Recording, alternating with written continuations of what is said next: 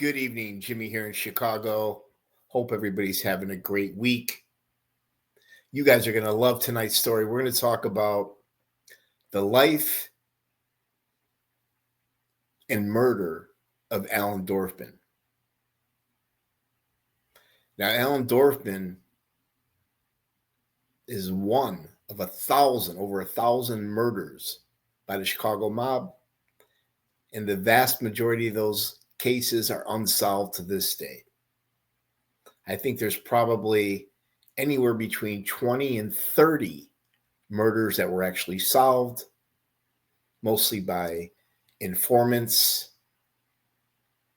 and the good work of some of the FBI agents. But the vast majority of over the alleged 1,000 murders committed by the Chicago outfit are unsolved. Today we're going to talk about Allen Dorfman and his murder. I want to know who you guys think ordered the Dorfman hit and who the two shooters were. And also why. We're going to talk about why. Why did the outfit clip Allen Dorfman? But till this day, May 6, 2025, this is an unsolved murder. Who do you guys think did the work? But let's get into it. If you guys like my Chicago mob trial stories, hit the like button, subscribe, share with your friends. Now, we're going to go back years ago. Again, back to the Al Capone days. Paul, nicknamed Red Dorfman. This was Allen Dorfman's father, a Jew, a Capone associate. This man here was a key link between the Chicago mob and the Teamsters. He eventually struck a deal with Hoffa that he would introduce Jimmy Hoffa to all the major mob figures in Chicago, New York, Philadelphia. In exchange, that Hoffa would get Dorfman and the Teamsters. That's the deal Red struck. In one of his very first insurance contract that Dorfman put together, 5 years later, he became a millionaire. But it was his father, Old Red, that set him up. Now, Allen Dorfman was a Marine, a combat veteran, a war hero. He received the silver medal at Iwo Jima. Allen Dorfman was an educated man as well. He graduated, attended, and even worked at the University of Illinois down in Champaign.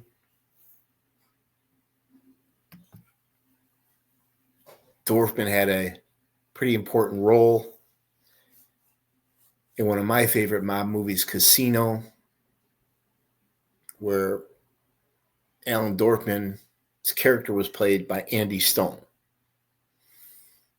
And the movie Casino was pretty much spot on as far as the Chicago outfit's connection to Nevada, Las Vegas, California, and out west, except the ending. We all know what happened to the brothers, how they were lured to a house in Bensonville. But this is one of the best movies, in my opinion, along with Gotti, Casino. Now here's a great photo of Allen Dorfman in happier times, born January 26th, 1923. He ended up dying. He ended up getting killed January 20th in 1983. He almost got killed the same day he was born.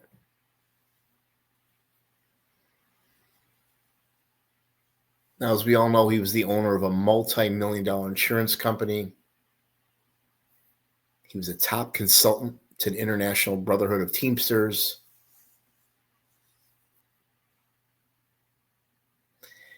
And some people know him more as a businessman, as a racketeer. But I heard from a guy in the neighborhood, Dino, who grew up with the Grand Avenue guys, and he assured me that this was one tough son of a bitch, that he even was capable of doing work, heavy work back then. Now, as we all know, Allen Dorfman was very close to Jimmy Hoffa. And sadly, when Hoffa came out of prison, he wanted to take over what he felt was his union rather than retire, collect his pension, spend time with his grandchildren. Hoffa was strong-willed, if you will, wasn't backing down. Eventually, it cost him his life. Till this day, the Hoffa's murder has never been solved. Who do you guys think killed Jimmy Hoffa? Do you think the Chicago outfit had anything to do with the Hoffa murder? But I'm bringing up Hoffa because Allen Dorfman and Jimmy Hoffa were very close. We'll keep going. Alan Glick, right? There's an old photo of Alan Glick during, I think it was the strawman indictment. And then you got a fairly recent photo of Alan Glick. This guy was a Vietnam War hero. A lot of people don't know that. He was the Chicago mob's front guy for the casinos. And when it all came crashing down, he eventually flipped on the Chicago outfit. He testified in court against the Chicago outfit and somehow lived to tell about it. But he was a very close associate and friend of Allen Dorfman. Then you got Pendorf, right? Operation Pendorf. Back in 1979, Dorfman, along with his co-defendants, got convicted of several felony counts. I think he did just under a year in prison.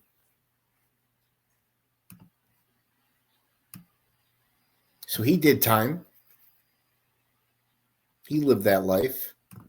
One of his co-defendants, another powerful Teamster official, you got the corrupt Roy Williams. He did what Joey Aiuppa and Jack Sarno told him what to do. There's an audio tape of Joey Aiuppa warning him, Fat Tony Salerno, and Tony Ducks not to trust Jackie Presser, another Teamster official out of Cleveland that decided to flip and cooperate. But here's him leaving court. And Allen Dorfman, as we all know, reported to this man here, Joe Lombardo, Lumpy, alleged boss of the Grand Avenue crew. I'll never forget seeing Joey testify in his own defense at the family secrets trial. Joey was in his 70s at that time. Now, as we all know, Joey, I think it was in 1982, he got convicted for bribing Senator Howard Cannon. It was part of the strawman indictment where Joey Aiuppa, Jack Sarno, Angelo Petria, Joe Lombardo, a couple of Kansas City guys, and a few other guys got pinched for skimming several millions of dollars from 4 mobbed-up hotel casinos. We all know the story. Now, I want to share with you, getting back to the Pendorf case, they had Allen Dorfman's office, his phone bugged. They got thousands of hours of him and other associates of the Chicago outfit on tape. And I'm going to play the one of a crooked lawyer, Morris Schenker, Joey Lombardo,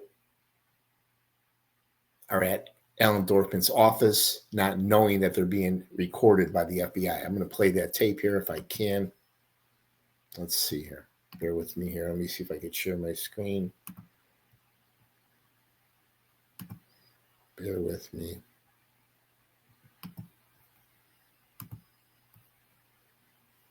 Here we go. Should have been off the top, you know? We either got coming or we got coming. Because where we got coming, had to come to the people here. So you have to find a way to pay it. You know, the nicest guy in the world that had that, man, nobody's going to make you do anything. I never did business with that. That's true. I did business with Papa. Very sure it is him. I did it with Papa. Papa said, do it in. I just should have been a message back. You can fight the system if you want. But I'll tell you one thing. You said you're 72 and you decided all you can do is send a guy to beat a kill. One guy. If you don't own that, you got nothing to worry about. You will reach 73 then. You're not problem. Listen, you're wrong. You've been around St. Louis a long time. You got folks to go for help. I was not that type of a guy. That's Joey Lombardo on tape threatening, if you take it as a threat, that lawyer, Morris Schenker, in Allen Dorfman's office. They played that tape in the court for everybody to hear at the family secrets trial. And when Joey was on the stand, he denied threatening the man. And Joey said that he threatened to strangle his ex-wife all the time, but he never did. The whole courtroom laughed. He said nothing happened to Morris Schenker, and the guy lived to be 74. But that was a great tape, an interesting tape, telling the guy that, hey, Allen Dorfman is meek and humble. But the guys that he's with are not those type of guys you can send one man to jail. Joey said that he wasn't threatening the guy. He was playing the role of a gangster like Marlon Brando or James Cagney. Again, having everybody in the courtroom laugh. But that was the tape. Unfortunately, that tape was used to convict Allen Dorfman. It's part of the Pendorf case, and they used it later to build up their case against Joe Lombardo. Now we're going to talk about the Teamster Central States Pension Fund. This was talked about quite a bit during the family secret trial. Mitch Mars, Marcus Funk, and John Scully referred to this as the mob's golden goose. Now, back then, in the 70s, this was worth hundreds of millions of dollars. You can imagine how much it's worth today.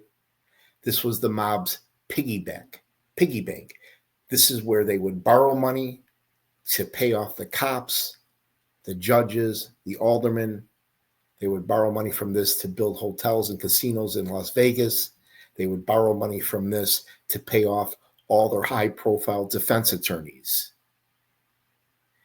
And there was one man that was going to put a threat to that. As we all know, Danny Seifert was in the plastic pail business with Allen Dorfman, Joe Lombardo, Tony Spilotro, Milwaukee Phil, and a few others. Some very heavyweight guys. Like Hoffa, Danny Seifert was strong-willed, a tough son of a bitch. He wasn't backing down. He could have easily backed away. He was warned repeatedly. One day, and this was part of the family secrets trial, this is what they had against Joe Lombardo, was a murder that took place in 1974. Danny Seifert, if he testified, it would have blew the whole lid on the Teamsters pension fund. So obviously, the higher-ups, the bosses, would not allow that to happen. So a hit team was assembled. Allegedly, it was John Feccarata, the wheelman, one of the best wheelmen in the city of Chicago. You had Tony Spilotro, Joey Hansen, alleged Joe Lombardo, and Frankie Schweiss. Two alleged gunmen, masked gunmen, walked into the office. One of the gunmen held Mrs. Seifert and her son Joey at gunpoint, told him, be quiet, it's a robbery. The other masked gunman took Danny Seifert into the other office. He tried to handcuff him. Danny Seifert was so strong, he broke out of the handcuffs. Prior to that, though, Frankie Schweiss cracked him in the head with the butt of the gun. Danny Seifert somehow broke free. So poor Danny Seifert's running for his life. He makes it out of the office, and right there in the cul-de-sac in front of his business, Joey Hansen or Tony Spilotro, I think it was Joey Hansen, shotgun blasted him, killing him right there. That's an actual crime photo of Danny Seifert. I seen his wife, Mrs. Seifert, testify in court that she believed one of the masked gunmen was Joe Lombardo. But that was the murder of Danny Seifert.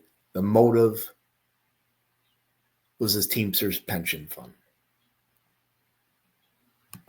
Now back to Allen Dorfman. This guy lived the rock-style, jet-setting lifestyle of a millionaire. He made millions of dollars in the insurance business. He had all kinds of real estate and stock investments, and he made millions in the rackets. He had traveled all over the world. He had properties, Miami, New York, Chicago, Las Vegas, Palm Springs.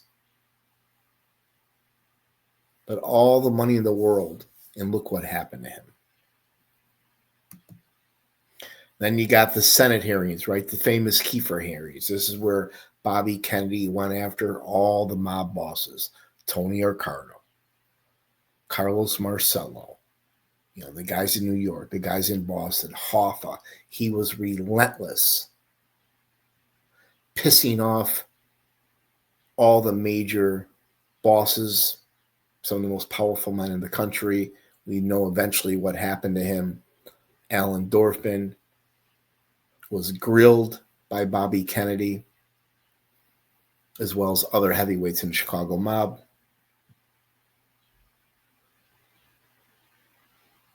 Dorfman gets convicted of embellishment and other federal racketeering charges. He's out on bond. Now here's a photo of Allen Dorfman leaving the Dirksen Federal Building right there downtown Chicago with the reporters and the media behind him. Him and all the defendants, no surprise, were found guilty. And why he was out on bond, just a few months, I think it was 3 months before he was sentenced, he was killed in January 1983. Allen Dorfman was murdered at the famous Purple Hilton Hotel up there on the northwest side near the Skokie area. This was a place where a lot of people used to have weddings, parties. We used to go here and have drinks at the restaurant, at the bar.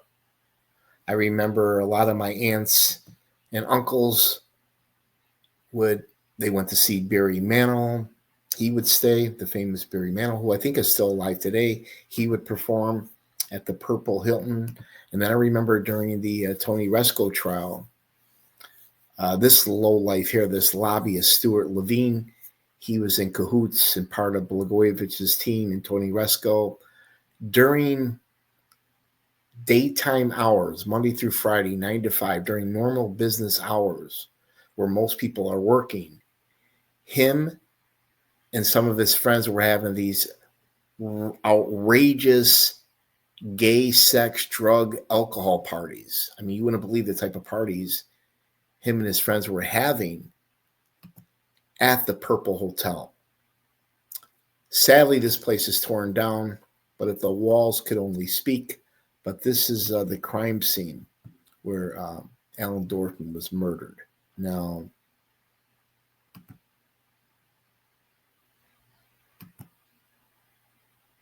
Another close associate and businessman, very good friends of Allen Dorfman. You got Irv Weiner. This guy was a high-ranking associate in the Chicago outfit, made the Chicago outfit millions of dollars.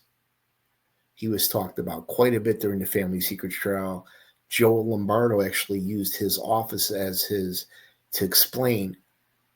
Joe's thumbprint was on the title of the work car that the crew ditched when they killed Danny Seifert. That was very compelling evidence against Joe Lombardo. Joe Lombardo's defense was he was one day downtown at Irv Weiner's office thumbing through some paperwork, and that's how Joe Lombardo's thumbprint got transferred on the title of the work car that was used to kill Danny Seifert. That's how Joey explained that. But this is Irv Weiner, high-ranking associate, somewhat of a Jewish gangster, like Red Dorfman. So we all know Allen Dorfman and Irv Weiner met that day. Allen Dorfman had a check for him.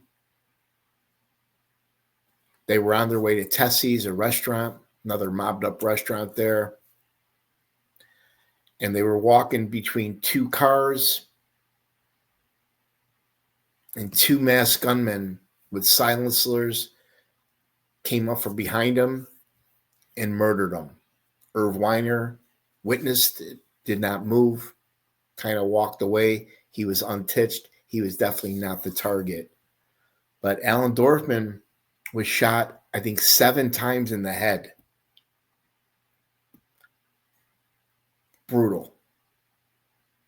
Now, most of us already know this story, right? And we probably know why.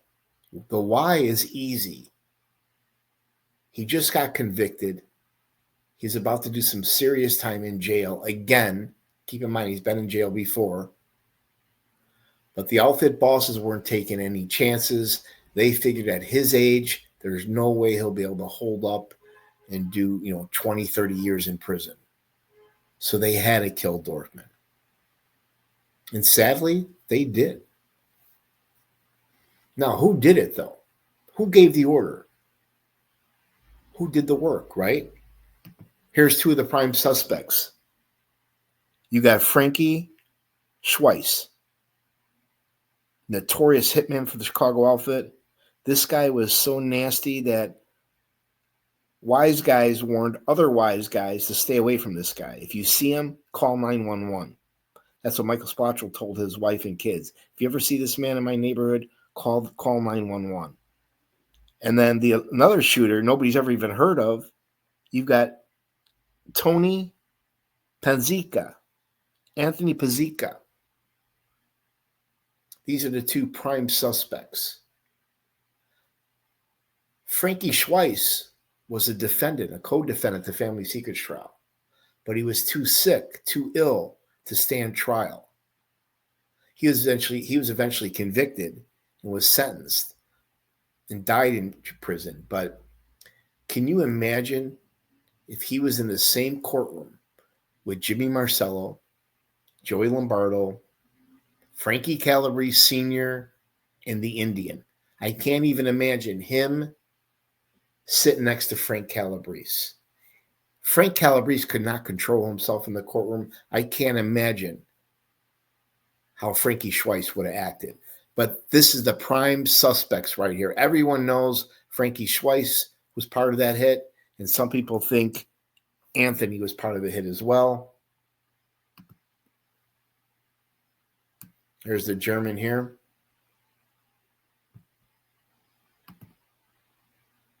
Now, some people will say Charles Nicoletti was one of the shooters. Some people think he was one of the shooters that killed JFK. Eventually, Nicoletti got clipped, allegedly by Harry Allman and some of the Wild Bunch guys, but another unsolved murder. What do you guys think? You think the typewriter did this? Who killed Charles Nicoletti? Again, there's a lot of unsolved murders. Some people think the little guy was Tony Spilotro, based on the description. A big guy, which was probably Frankie Schweiss, and a little guy. You guys think Tony Spilotro was there? Or some people, some of these clowns on YouTube, say the other little guy was with Frankie Schweiss. Now, I don't like to mention the other little guy's name because it's complete nonsense. He would have been a young teenager at the time. But who do you guys think? Who killed him, right? Frankie Schweiss, Charles Nicoletti, Tony Spilotro,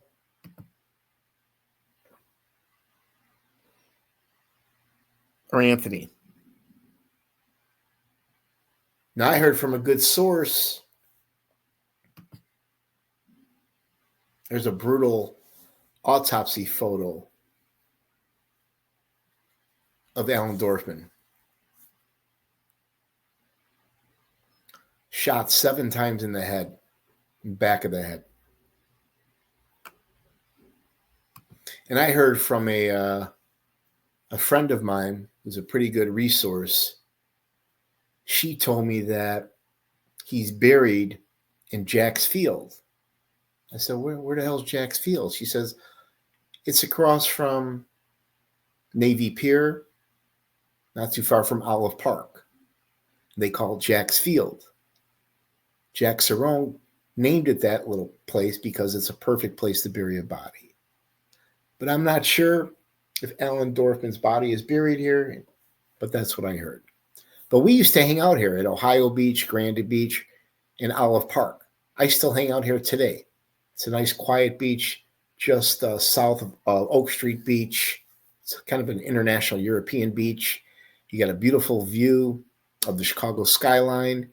And what I love about it, it's close to Lake Point Tower, Navy Pier. But what I really love is it's got the name Olive Park because a Vietnam Army guy named Milton Olive in a battle in Vietnam, I forget the name of the battle, he dove on a grenade that blew up and killed him, but he saved the lives of 5 of his soldiers. So he gave his life for his fellow soldiers, and they dedicated that park to him, Milton Olive. You could read about it. It's a nice plaque right on the entrance there. But Olive Park, this is where a lot of the Grand Avenue guys used to hang out back in the day. And one of my favorite spots in Chicago. Now, who did it? Who gave the green light to kill Allen Dorfman? I'm pretty sure, and would be willing to bet, at least 2 men in this photo gave the order. I'm guessing probably Joey Aiuppa, and I'm sure JB gave his approval as well. But you got to love this photo. We'll go through the photo. Joey Aiuppa, Dominic DeBella, Al Pilato, Vince Solano, Jack Cerrone, Joe Lombardo, Turk Torello, the guy in the black, Cesar DeVarco, the big guy here in the white shirt, black Joe Amato, and then you got JB. You're looking at some of the most powerful, most dangerous, some of the richest men in the country back then. The government believes that this was the making ceremony of Joey Lombardo. Joe Lombardo said, that's nonsense. He was at a funeral. He happened to have a taste for a nice roast beef sandwich. The boys called him over and said, come on, Joe, let's have a drink. And somehow Joey is in the photo of some of the most powerful men in the Chicago outfit.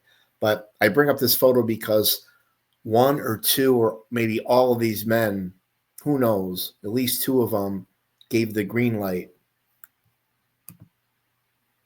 to kill Allen Dorfman. I don't think this case will ever be solved. We know Frankie Schweiss has passed away. And not sure about the other shooter. But let me play another tape for you here really quick. So let me know what you guys think.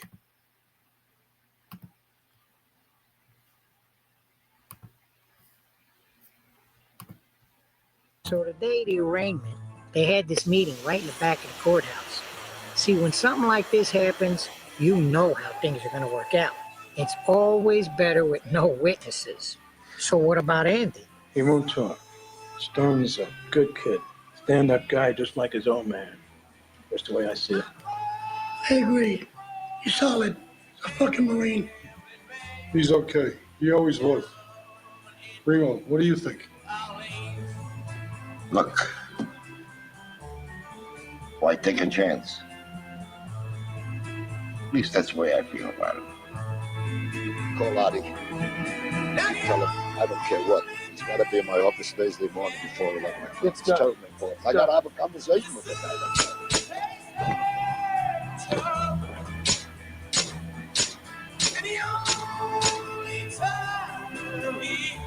As much as they liked him, I mean, he wasn't one of us. He wasn't Italian.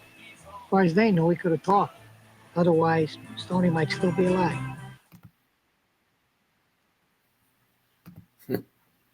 You got to love it, right? They got that right on. And I like how they show Frank Collada. That was his role as far as being, also he was a consultant in the movie. That was his role to actually clip Andy Stone, who portrayed Jimmy Hoffa. But it looked like, according in the movie, some of those mob bosses were going to give him a pass. But the guy at the end, either Arcardo or Iupa, said, why take any chances? 3 months before he was going to get sentenced, he was killed. Who do you guys think killed Allen Dorfman? Please enter your comments. Let me know what you guys think. Now, I've also got, I'm working on, now that it's May, springtime, I'm going to do another Rat of the Month, and I'm going to give you guys a little prelude here. In May, my informant, my Rat of the Month is going to be Frankie Collada. I'm going to do a nice story on Frank Collada, the late Frank Collada. So stay tuned for that. As I mentioned, unlike New York, Boston, Philly, Chicago often had the least amount of informants. But the 6, 7, 8, 9 informants that we did have helped cripple the Chicago outfit. That's why when I tell you the Chicago mob story is over, it is the end. If you guys like my stories, hit the like button, subscribe, and share with your friends. And for you haters out there, get off your porn sites, put down the drink, and take the old lady to Missouri for a nice road trip. Okay? Ciao.